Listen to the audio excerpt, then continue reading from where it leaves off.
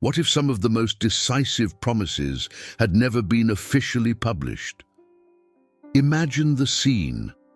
Lights flickering like candles in a silent room.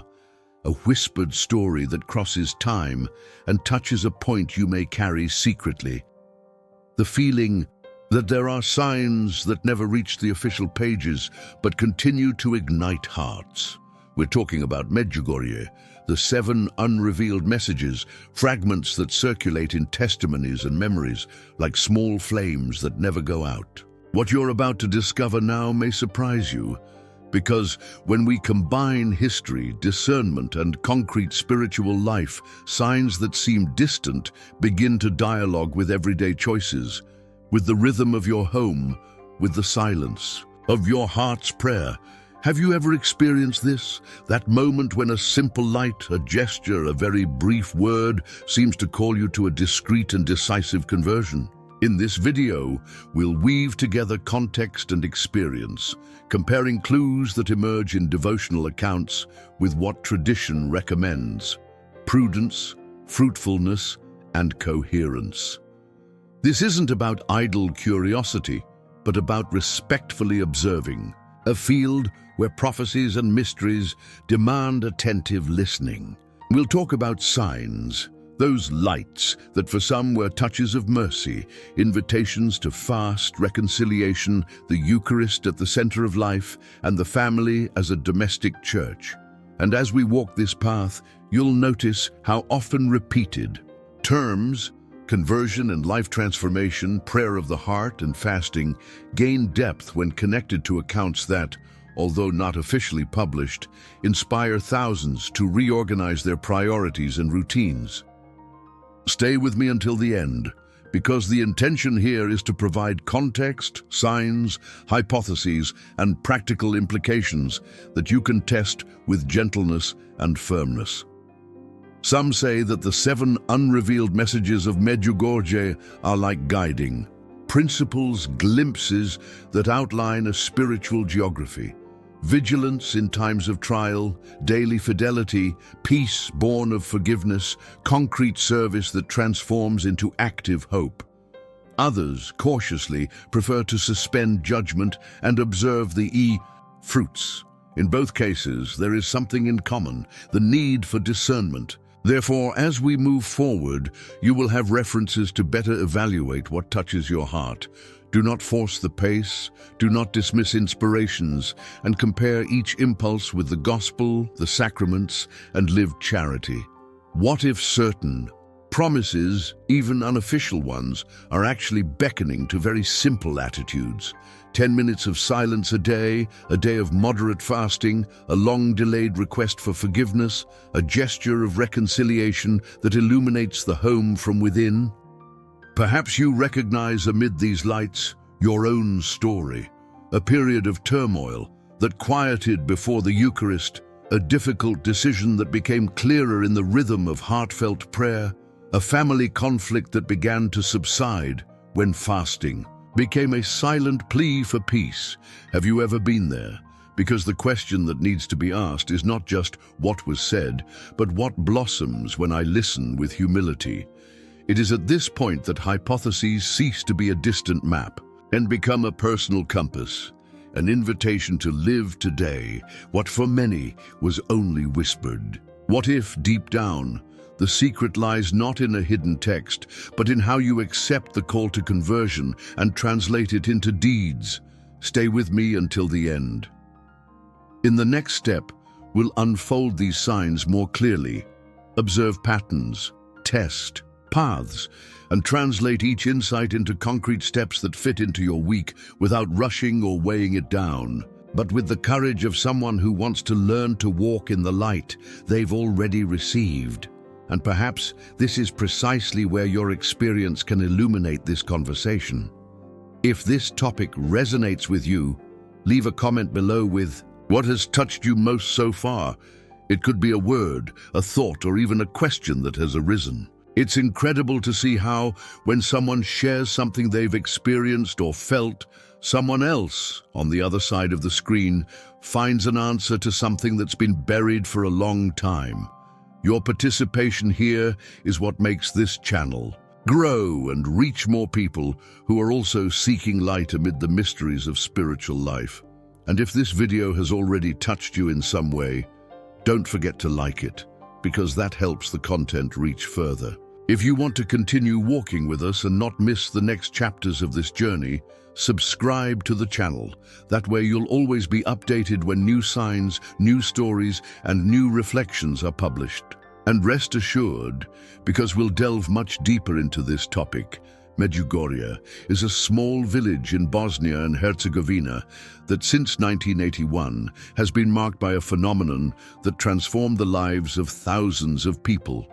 6 young people claim to have seen and spoken with the Virgin Mary.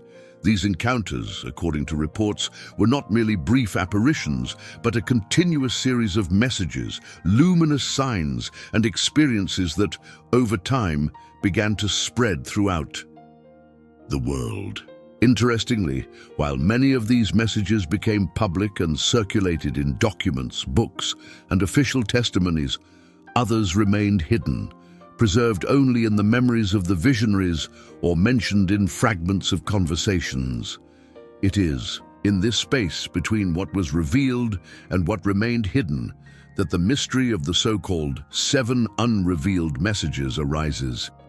An enigma that to this day intrigues, divides opinions, and arouses an almost irresistible curiosity. The impact of these stories is not limited to the religious realm. They touch on something broader, the human need to understand the invisible, to find meaning between the lines of reality, to decipher signs that seem to transcend the boundaries of time. How many times have you felt that life sent you an indirect message? A coincidence, a word that arrived at just the right moment, an unexpected light in the midst of a dark period. When we speak of Medjugorje, we are not simply faced with a localized event, but a phenomenon that has become a mirror of our own journey of faith, of transformation, and of choices that shape our mindset. Therefore, this topic is not limited to historical curiosity, but directly connects with the decisions we make every day, to believe or not, to open up or not, to follow the call, or to remain in the comfort of doubt. Public sources are clear about the essentials: conversion, prayer, fasting, the Eucharist, and reconciliation. These are pillars that support the central message.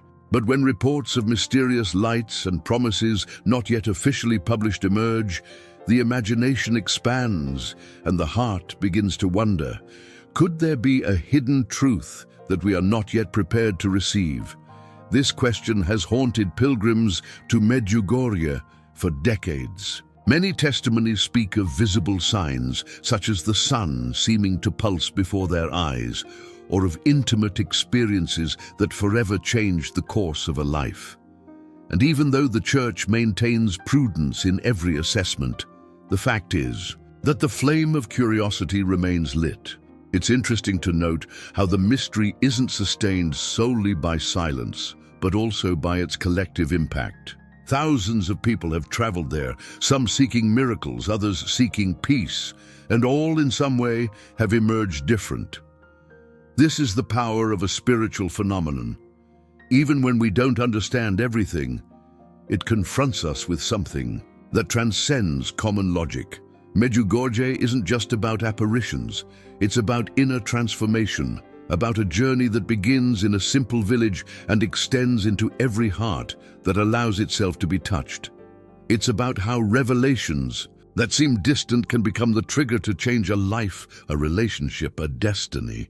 Now, I want to delve even deeper into this subject, because talking about unrevealed messages isn't just about raising hypotheses about what might be hidden, but about understanding why these fragments, precisely because they remain beyond official reach, arouse such a desire to be known. We all have a thirst for what lies behind the scenes, for what hasn't been revealed in its entirety. This curiosity isn't just intellectual, but emotional and spiritual. When we hear about secrets, our hearts race, because secrets always carry the promise.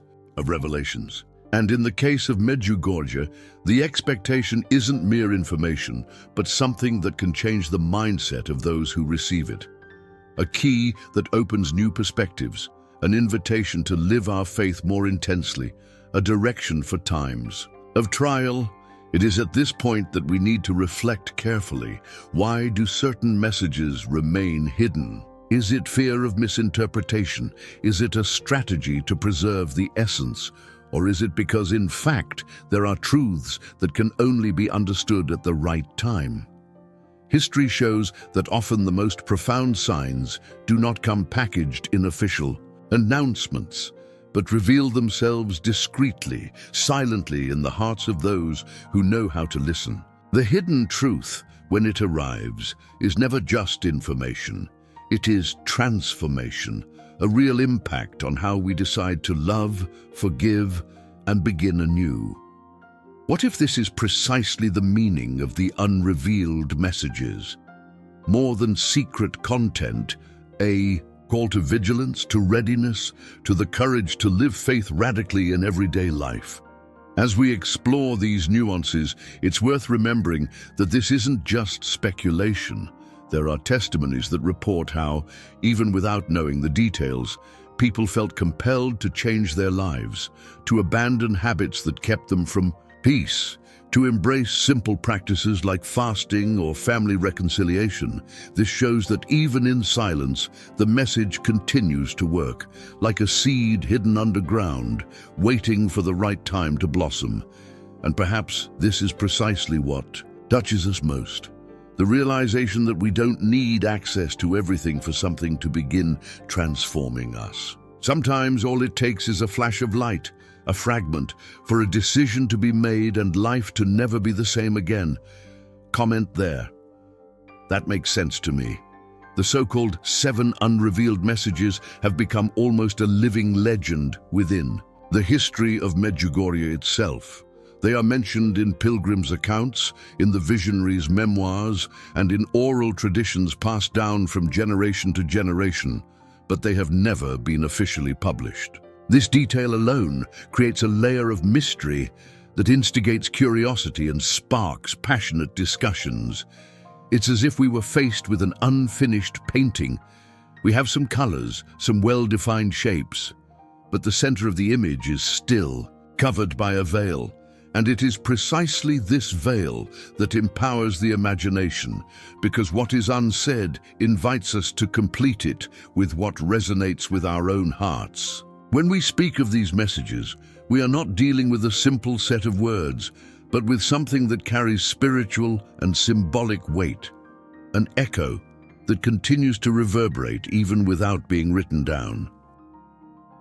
This information vacuum gives way to signs and symbols that emerge in individual and collective experiences. Many report seeing unusual lights. Others describe an intense sense of spiritual urgency, as if something important is about to happen. Some scholars call these promises, between the lines, meaning truths that are hinted at but not fully delivered. When we put all this side by side, we can perceive a pattern.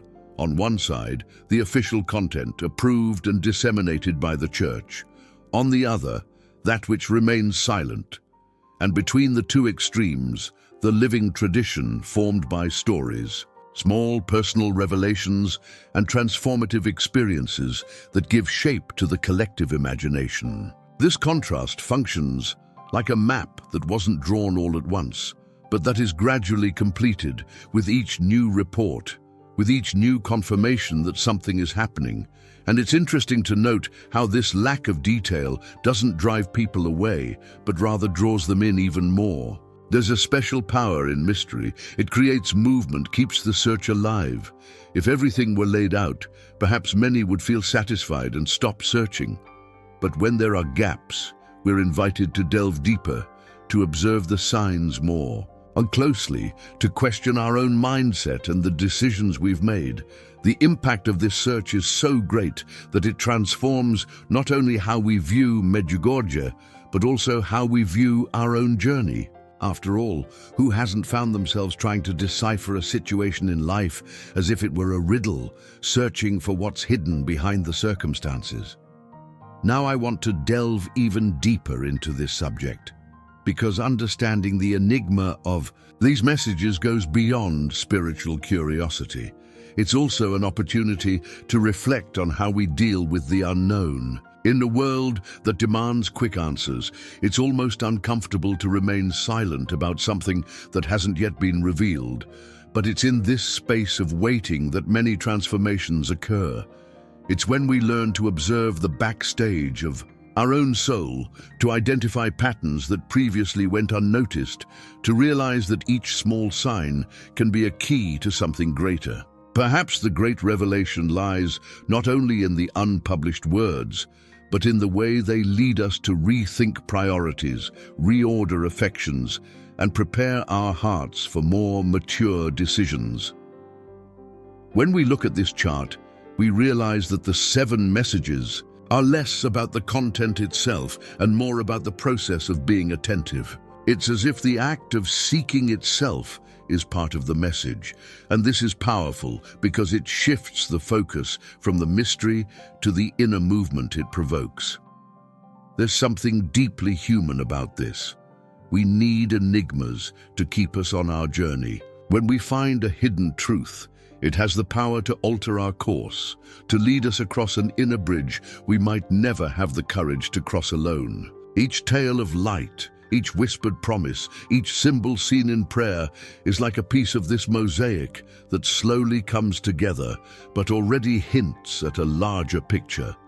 And even if we never have access to every word of these messages, the simple fact of knowing they exist invites us to live more consciously, as if we were being prepared for something significant. This sense of preparation is what gives us the strength to transform routines, abandon old patterns, and build new spiritual habits.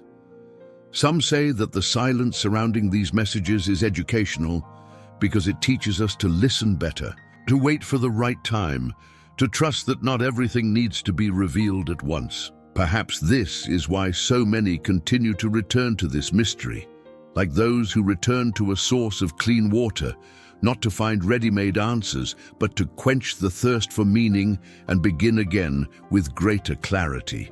Right there. I'm on this journey too.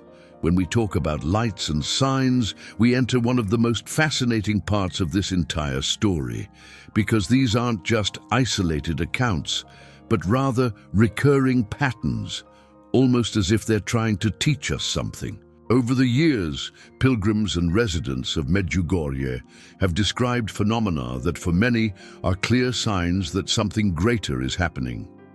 One of the most frequent is that of unusual lights, people seeing the sun dance, noticing luminous crosses in the sky, or sudden flashes of light appearing during prayer. These reports don't just occur at major events, but also in intimate, silent moments, where a single person, sometimes in the middle of the night, feels enveloped by a brightness that seems to come from another place. The spiritual effect is almost immediate: tears, a sense of peace, an urge to seek reconciliation. But along with beauty comes a call to prudence. Not every light needs to be interpreted as supernatural, and the visionaries themselves remind us that it's necessary to discern, seek confirmation, and observe the results. Caution doesn't diminish the impact; on the contrary, it ensures the focus remains on the message, not the spectacle. Another recurring pattern is the powerful call to conversion. Many people report that upon arriving in Medjugorje, or even hearing a message from there, they felt an almost physical urgency to change their lives. It's as if something suddenly awakened, lifting the weight of inertia and pushing them toward a concrete decision. People who lived far from their faith decide to confess. Families in conflict reunite. People trapped in addictions begin processes of liberation. This is perhaps the most transformative sign of all, because it doesn't depend on anything visible. It's an inner light that ignites and changes the way we see the world. But here too, caution is needed. Authentic conversion isn't done in a rush, nor is it based solely on the emotion of the moment. It needs to be accompanied by consistent steps, by choices that are sustained over time. It's like a bonfire. The initial flame is intense, but it needs wood to keep burning. And the third pattern, as important as the others, is the centrality of the Eucharist in daily life. This is a point that recurs not only in Medjugorje, but in almost every great spiritual experience in the history of the Church. People return from these encounters with a renewed hunger to participate in Mass, to worship in silence before the Blessed Sacrament, to truly place Christ at the center of their decisions and routines. It's impressive how a simple moment of adoration can heal emotional wounds, bring clarity to difficult choices, and reorder the mind and heart. It's at this point that the mystery of the unrevealed messages begins to become practical. It doesn't matter if we know every word of them, because the effect is already happening. Life recenters, priorities shift, and the heart becomes more sensitive to others. And here, once again, the importance of discernment comes into play. Not every spiritual emotion means making radical decisions immediately. It's necessary to verify whether the impulse is consistent, whether it brings peace, and whether it is in tune with the gospel. This balance between enthusiasm and prudence is what keeps the journey healthy and fruitful. Now, I want to delve even deeper into this subject, because these signs, when viewed together, form almost a spiritual map.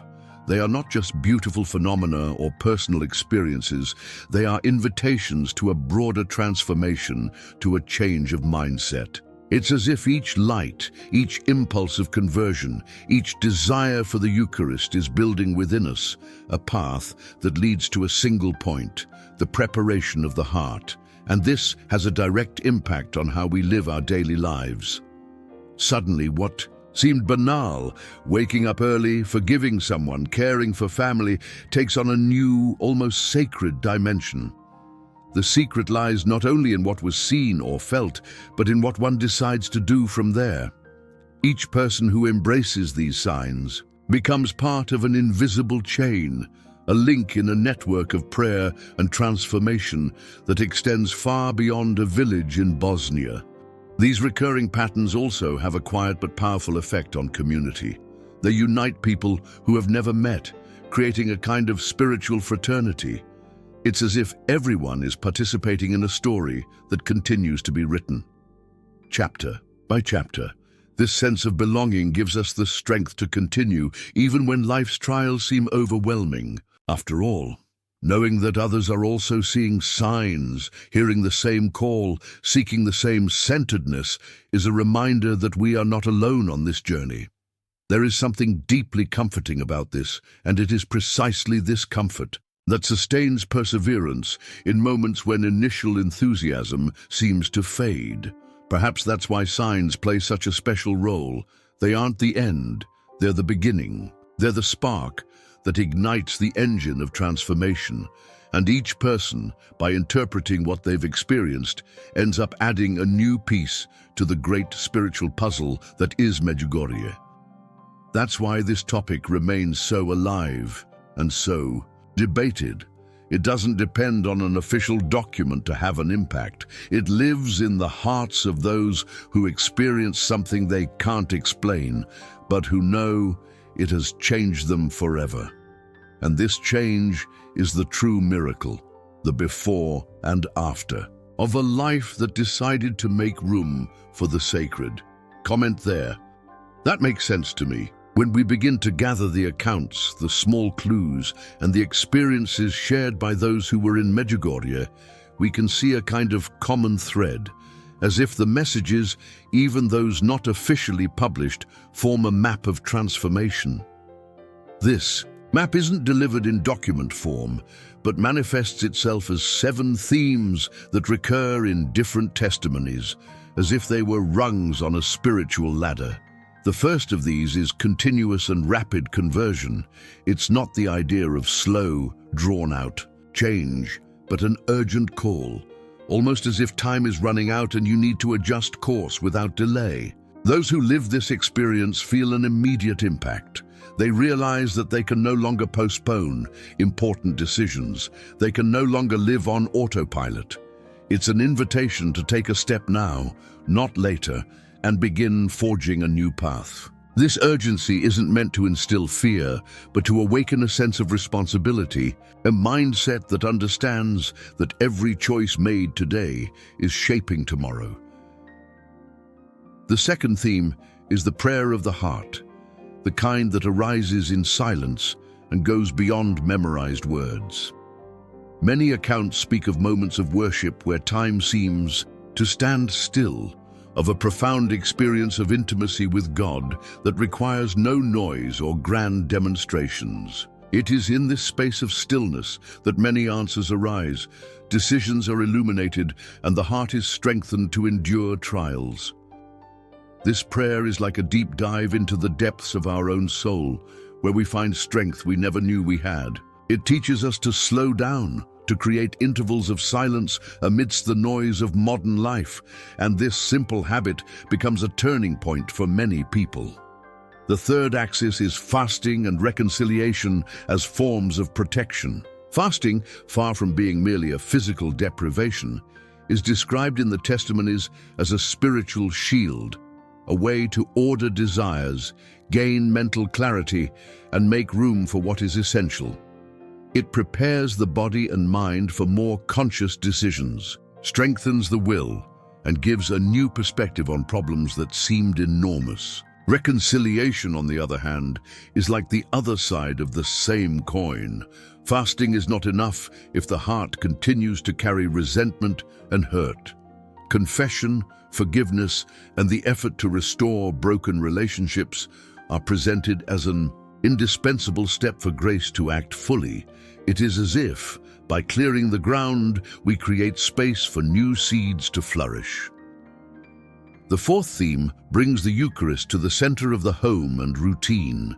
It's not just about going to Mass on Sundays, but about making Christ's presence a central focus for family decisions, for raising children, and for resolving conflicts at home. Testimonies speak of families who began praying together after Mass, who transformed mealtimes into a moment of true communion, who rediscovered the meaning of Sunday as a day of gathering, not just rest.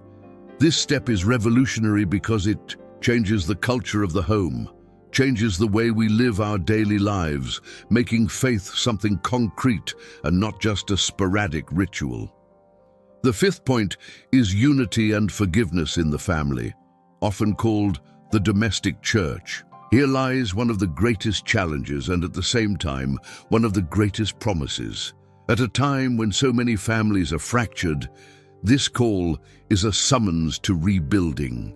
It's not just about avoiding arguments, but about restoring bonds, asking for forgiveness, and exercising patience and mercy. This practice has a direct impact not only on the spiritual life, but also on the emotional health of everyone. The home becomes a safe place, a space for healing, where each person can begin anew. The sixth theme is spiritual vigilance in times of trial. This point emerges very clearly in the accounts. We must be alert because distractions abound, and temptations can even appear disguised as good things.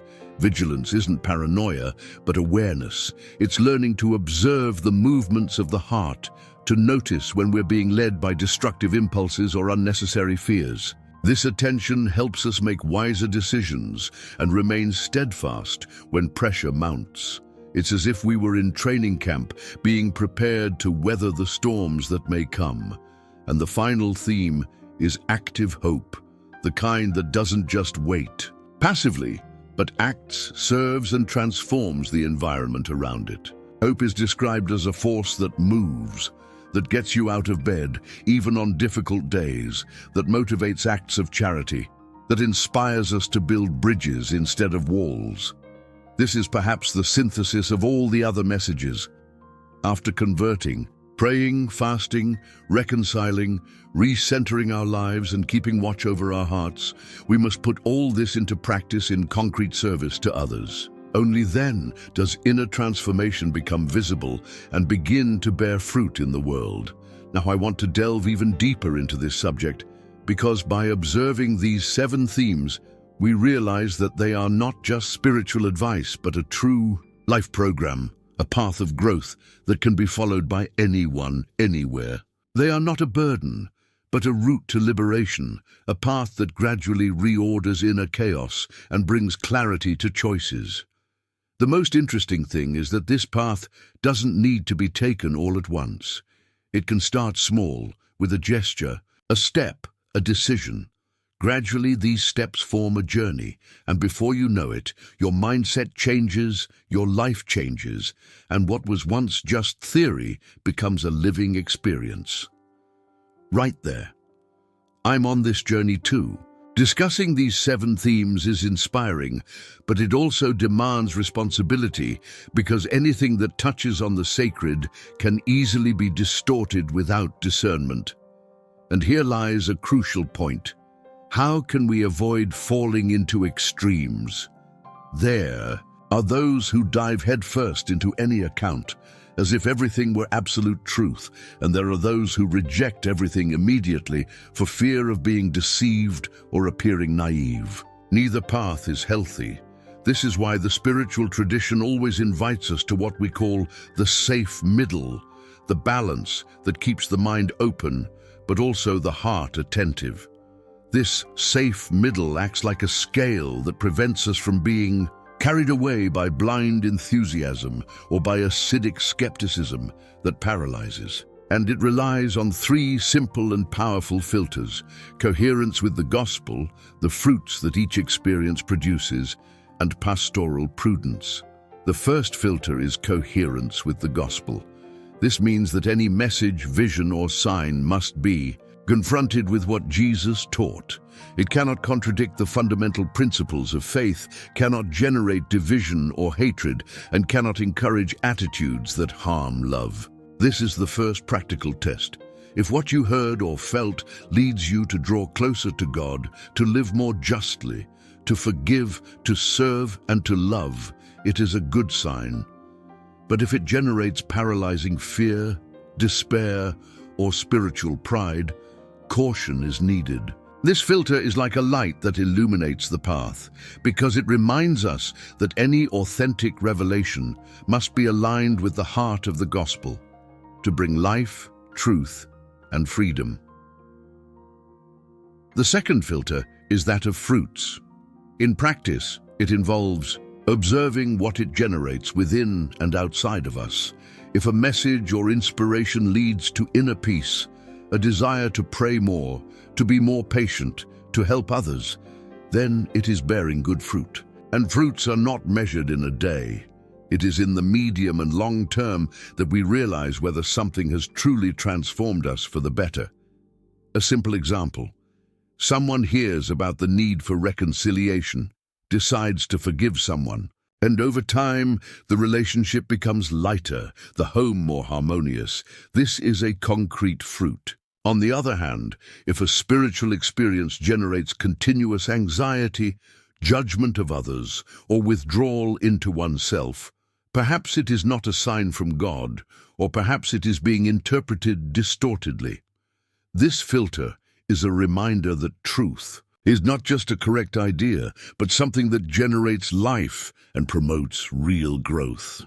The third filter is pastoral prudence. This means not walking alone. Seeking counsel from someone you trust, a spiritual director, a priest, or even a mature friend of faith can prevent many mistakes. When we are too emotionally involved in an experience, it's easy to lose objectivity. Having someone to listen, question, and help us discern is a form of protection. It's as if we put our impressions under a second light to see if they still make sense. This practice is especially important when we feel God is asking us to make a big decision, a radical life change, or a step that will impact others. Discernment in community prevents us from isolating ourselves or being carried away by the impulse of the moment. Now, I want to delve even deeper into this subject, Because discernment isn't just a tool for evaluating spiritual messages, it's a lifestyle. It helps us make decisions in all areas, at work, in our family, in our relationships. It teaches us to pause before reacting, to analyze before acting, to choose more consciously. It's like a muscle that, the more we exercise it, the stronger it becomes. And this changes our mindset. Instead of living on autopilot, we begin to live intentionally. This inner transformation has a huge impact because it takes us out of passivity and places us at the center of our own story, as protagonists of a journey that is both personal and spiritual. This middle path also helps us better deal with life's uncertainties. Not everything will be clear immediately. Not every answer will come in the time we desire. And discernment teaches us not to force things, to give time for the truth to emerge. It's a kind of active trust, one that observes, prays, waits, and acts at the right time. Those who learn to live this way are not easily shaken by news, rumors, or crises. They become more centered, more serene, capable of transmitting peace, even in the midst of chaos. And perhaps this is one of the greatest fruits we can offer the world today, the calm that comes from a heart that knows where it is anchored. Comment there. That makes sense to me. When we think about these 7 themes in a practical way, what truly transforms is when they leave the paper and enter daily life. That's when the message stops being something distant and becomes a real path to growth. One of the most effective ways to start is to choose small actions that can be repeated throughout the week, creating new habits that gradually change your mindset and bring concrete impact to your life. The first step is to make room for daily conversion. This can begin with a simple examination of conscience before bed, mentally revisiting the day, acknowledging mistakes, giving thanks for victories, and making a resolution for the following day. It's a way to avoid letting life run on autopilot, to constantly adjust your course, like someone who aligns a compass every night to avoid getting lost. The second step is to set aside a moment of silence for prayer of the heart. 10 minutes may seem short, but they have immense power when done with intention. Turning off your cell phone, sitting in a quiet place and simply breathing, making space for your heart to calm down, is simple and profoundly transformative. This silence helps clear your thoughts, hear what is normally drowned out by the noise of everyday life, and make decisions with more serenity. For those who already have a habit of prayer, this can be a moment of adoration, a brief reading of a passage from the Bible, or simply contemplation. The third step is to practice fasting in moderation, as a way to remember that the body also participates in spiritual life. This could be on Wednesdays or Fridays, replacing a more elaborate meal with something simple, or reducing consumption of something that has become excessive, such as social media or television. The important thing is that fasting be accompanied by a purpose, offering that sacrifice for a cause, a person, a need. It gains meaning when transformed into concrete prayer. Along with fasting comes reconciliation, seeking to resolve outstanding issues, asking for forgiveness, forgiving those who have hurt. There may be old wounds, but a simple phone call or message can open doors that have been closed for years. The fourth practice is to place the Eucharist at the center of the week. For Catholics, this means attending Mass not only on Sundays, but if possible on an extra day during the week, or spending a short time in adoration. This decision recenters everything and reminds the heart where the strength to continue comes from. It's a gesture that changes the rhythm of our routine and creates a sacred pause in the midst of the hustle and bustle, allowing us to renew our perspective. Small changes like these can redefine how we view work, challenges, and relationships. Chati. Fifth step is to dedicate a moment of family prayer. It can be something very simple, like giving thanks together before meals, saying a short prayer before bed, or even reading a brief reflection together. This practice creates an atmosphere of unity and helps everyone move in the same direction. It doesn't need to be long or formal. The most important thing is that it be consistent and that each family member feels they have a place to participate. The sixth step is the daily vigilance check, which acts as a spiritual radar. At the end of the day, asking simple questions like, "What kept me from peace today?" or "When did I feel guided by fear rather than trust?" can open up enormous space for self-knowledge and transformation. This vigilance isn't a demand, but rather a training in perception that prevents small distractions from becoming major setbacks. And finally, a concrete gesture of hope or service. It could be visiting someone who's lonely, offering help to a neighbor, bringing food to someone in need, or even sending a message of encouragement to someone going through a difficult time. These small acts are the most direct way to transform a faith into something living. It's as if each gesture were a seed planted in the soil of the world, capable of bearing fruit that we won't always see, but that will certainly make a difference. Now I want to delve even deeper into this topic, because when we apply these actions, they begin to intertwine and create a kind of spiritual rhythm. Gradually, they cease to be isolated tasks and transform into a new way of living. This is the point at which routine ceases to be just a set of commitments and becomes a space for encounter, for daily revelations, for continuous transformation. Life takes on new meaning, and even the simplest moments, breakfast, the walk to work, the silence before bed, take on a different, almost sacred dimension. Comment there. That makes sense to me. It's when we look at real stories that this begins to take on a different meaning, because it ceases to be merely a theoretical reflection and begins to touch the real lives of real-life people. I remember a story about a woman who visited Medjugorje without expecting anything extraordinary. She said she had gone more to accompany a friend than out of personal conviction, but one afternoon, as she stood in front of the church, she felt a kind of inner light so intense that she began to cry without understanding why. It wasn't sadness, nor euphoria. It was as if something that had been blocked for years had finally broken inside.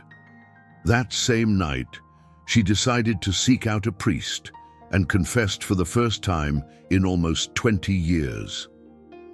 She said she left the confessional feeling light, as if she had left behind a weight she had carried for decades. This experience was the beginning of a process of silent transformation.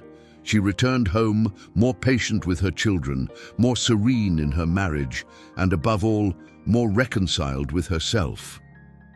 It's impressive how a single experience, lived in silence, can provoke such a profound and lasting change in mindset. Another story that resonated with me was that of a father who decided to start fasting on Wednesdays and Fridays, inspired by the messages he had heard about the importance of this practice. He wasn't particularly religious, but he was tired of the constant fighting at home and felt something needed to change. He started small, fasting only at lunch, offering that act for peace in his family. In the early days, everything seemed the same, but after a few weeks, he noticed that his way of reacting to conflicts was changing. He was calmer, less explosive, and his wife began to notice this difference. This opened the way for more honest conversations between them, and gradually the children also began to engage in small gestures of prayer at home. He says it wasn't an instant miracle, but a gradual transformation that brought more harmony to everyone. This story shows how a simple decision can have a huge impact when sustained with perseverance and intention. And there are also stories of nights of worship that became true refuges for people living under intense anxiety. One young woman said, She was on the verge of an emotional breakdown, overwhelmed by pressures at work and personal problems. She wasn't used to attending church, but a friend invited her to spend an hour in worship and decided to accept. She describes feeling restless at first, unsure of what to do with so much silence, but as the minutes passed, something began to shift. Tears came spontaneously, her breathing deepened, and when she left, she felt a peace she hadn't experienced in months. The next day, she found the courage to make an important decision. She took time off work to reorganize her life and seek professional help. For her, that moment before the Blessed Sacrament was the turning point that kept her from completely collapsing. Now I want to delve even deeper into this subject because these micro-stories are just a sample of how seemingly simple signs can trigger course changes. They show that it's not about waiting for great visible miracles, but about being attentive to what God is doing behind the scenes, in the small opportunities for conversion, in the inspirations that arise in the silence. Each of these stories is living proof that when someone opens themselves to this experience, something moves, something aligns, something transforms from the inside out. It's not about seeking the extraordinary for the extraordinary's sake, but about allowing each step, each gesture, each daily decision to be a space where grace can act. This is what keeps the journey alive and keeps the mystery attracting us, because we know that at any moment a light can shine in the midst of darkness and indicate the next step. Right there. I'm on this journey too. Many people, upon hearing about these experiences, feel a mixture of hope and doubt. It's normal for questions to arise like, what if this is all just my mind's suggestion? Or, am I getting carried away by the emotion of the moment? This is a legitimate concern because no one wants to deceive themselves or make important decisions based solely on a fleeting impression. But this is precisely where the beauty of the spiritual path comes in. It's not about naively believing everything, nor closing your heart to every sign.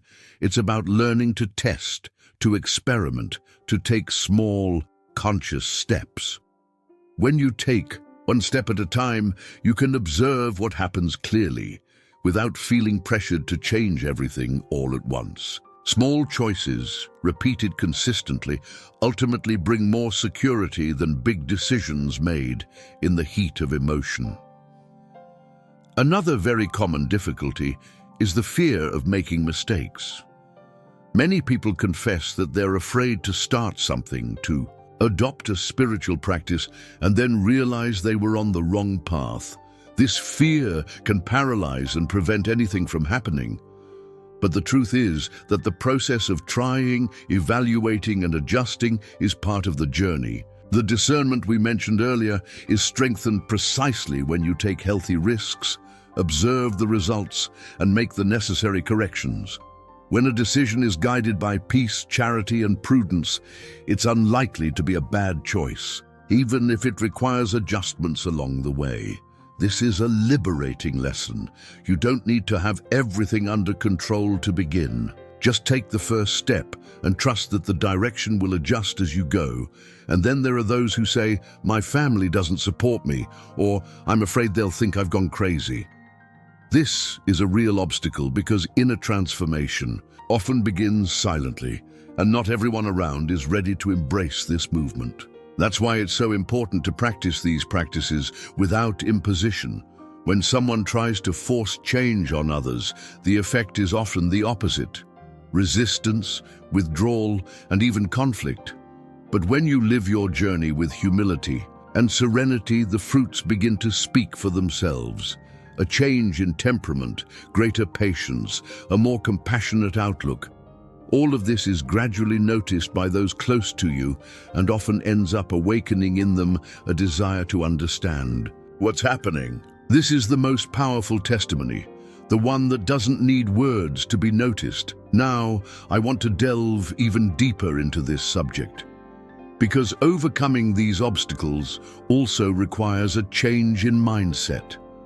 You must learn not to be guided by fear, of others' judgment, but at the same time, not to isolate yourself on a path of spiritual pride. The spiritual journey is not a race to see who gets there first, but a path of maturation. There is a right time for each revelation, for each decision. When you respect this time, transformation happens more naturally and sustainably. The backstage of spiritual life is full of small tests of patience and perseverance, and each one serves to strengthen faith and solidify choices. Another important revelation is that external support won't always come at first. Sometimes it's necessary to persevere with firmness and constancy even without applause or approval. But this initial solitude can transform into a space of profound encounter with oneself and God, a place where intentions are purified and motivation becomes clearer. It's as if each difficulty is an invitation to look within and discover the strength that was hidden. And over time, this silent strength ends up radiating and inspiring others without you needing to convince anyone of anything. These doubts, fears, and resistances are part of the journey, not signs of failure. They indicate that something real is happening because every transformation shakes up old structures and causes discomfort. This is when you need to be patient with yourself, practice the humility to start over when necessary, and keep your heart open to learning. Little by little, what seemed impossible becomes natural, and the path that seemed dark becomes illuminated step by step. Comment there. That makes sense to me. When we consider everything that has been said so far, it becomes clear that the mystery is not a labyrinth to confuse us, but an invitation to delve deeper. The messages, even those that remain veiled, act as a flame that illuminates the path and awakens the desire for transformation. They call us to reconsider decisions, to adjust our mindset, to rediscover the meaning of each step we take. The mystery, when properly understood, generates not fear, but hope. It doesn't paralyze us, but rather propels us to action. This is why these 7 axes we have explored are so powerful. They are like a compass that helps align our lives with what is most valuable, redirecting the heart when it gets lost amid distractions. Each of them is a reminder that the spiritual journey is concrete, made up of small, consistent steps that bring us closer to the essential. It's beautiful to realize that when we apply these principles to our daily lives, chaos begins to organize itself. Continuous conversion helps us start anew whenever necessary. Prayer from the heart anchors us in the midst of the turmoil. Fasting and reconciliation purify and liberate. The Eucharist recenters. Unity in the family rebuilds bridges. Vigilance keeps us alert, and active hope pushes us out of ourselves towards service and care for others. It's a process that never ends, because with each new stage, we are called to delve even deeper. It's as if God were revealing the behind the scenes of our own story, gradually revealing what needs to be transformed, healed, and restored. And all of this bears visible fruit: more peace, more serenity, more concrete love in our daily lives. Now I want to delve even deeper into this subject, because this is an opportunity to reflect on what truly produces life in us. It's not just about seeking extraordinary experiences, but about recognizing God's signs in simple things, in the forgiveness that seemed impossible and then happened, in the patience that previously didn't exist, in the act of kindness that changed someone's day. This is where the mystery reveals itself as a gift, not a threatening enigma. If the message is from God, it will produce peace, conversion, and concrete love. And this is the key to discerning whether we are on the right path. When we feel this fruit blossoming, we can move forward with confidence, even if not all the answers are given. Which of these 7 themes spoke most to your heart today? Just write the number 1 to 7 in the comments, and if you'd like, a sentence about how you intend to live it this week. Maybe your sharing will be just the light someone needed to take the first step. If you've made it this far, it's because this topic truly touched something deep inside you, and that's special. If this content resonated with you, please leave a like. It's the simplest way to show me that this conversation helped you in some way, and that it's worth continuing to share reflections like this. And if you want to keep walking along, subscribe to the channel so you don't miss future videos. Write in the comments, "I'm with you until the end," just so I know you were here until the very end and that this message resonated with you. And since you're on that wavelength, there's a video right here that complements this topic and will help you delve even deeper. Click and stay with me there.